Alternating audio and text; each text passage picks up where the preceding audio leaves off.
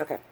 Doom, Call of Duty, Grand Theft Auto, Halo, Assassin's Creed, Fortnite. The commonality between all of these is violence. An interesting fact though, Newzoo, an international company that does the research for all the gaming industry and esports, found that there's 2.2 billion users of these violent video games, mostly teens and young adults, and some that aren't so young. One of the things is, with all of them, they have guns, weapons of mass destruction, laser guns, all of that creating the violence. It would make one think that you might tend to create more violence in people. My opinion, though, is that these games do not create more violence in people. It would be their natural tendencies to be whether they're violent or not violent. The American Psychological Association in 2015 actually came out with a study linking violent video games to an increase in aggression and violence in people.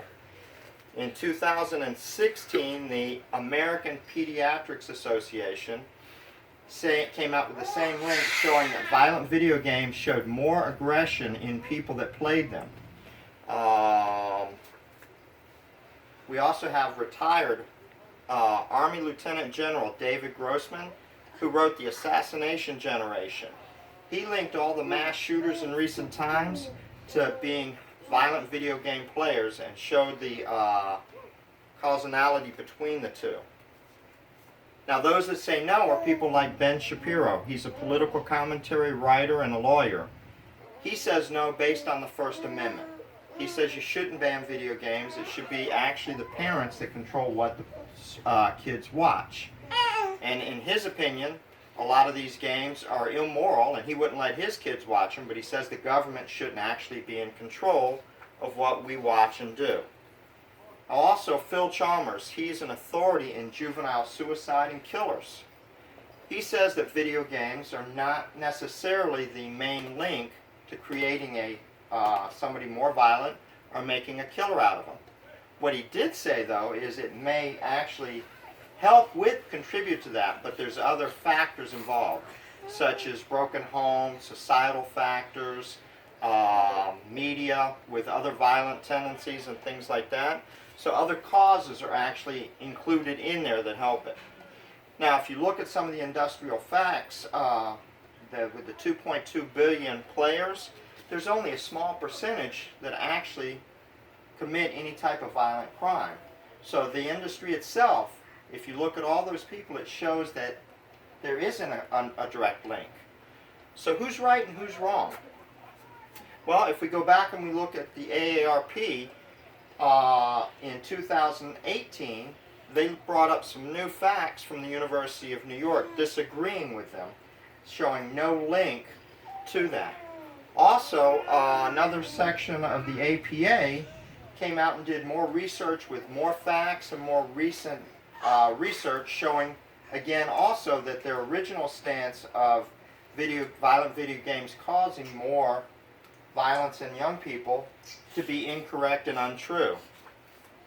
Lieutenant General Grossman himself also linked the video games to training for police officers, the Army and Special Forces. And he said that, in his opinion, it didn't make them more violent than they already were. There was something that was inherently in them. My opinion, banning the video games wouldn't be any good because it's not the root cause that causes the violence. It's actually the family dynamics with the social factors, mental health, and things like that. If you look, a lot more families with broken homes, and the kids don't have a role model to bring them up and look up to and emulate. Instead, they're looking at these entertainers and these athletes, and their creative message tends to lead towards more violence. If you look at the message that you see in a lot of the rap songs, they talk about killing cops and celebrating killers and violent actions. Some of the other celebrities also blame police as the bad guy, and they celebrate killers and criminals as the heroes nowadays. So you have also your social media that espouses a lot of hatred on social media. So in reality, the solution is the parents actually monitoring what the kids are doing with their video games, social media, and everything all together. If they do that, and if they see something that they can't control or something that looks abnormal, then they need to seek help for the kids. But I do caution you, we need to stay alert, because some people are just inherently evil. They're going to do what they're going to do, whether they're playing violent video games or not. So we have to be vigilant and look for anything that's out of the ordinary. And if you see something, say something to someone. Don't wait for something to happen. In my opinion, it's a strong belief that it would be wrong to blame the video games themselves. The problem is the family and social aspects that are going along with the mind of everything going on with people.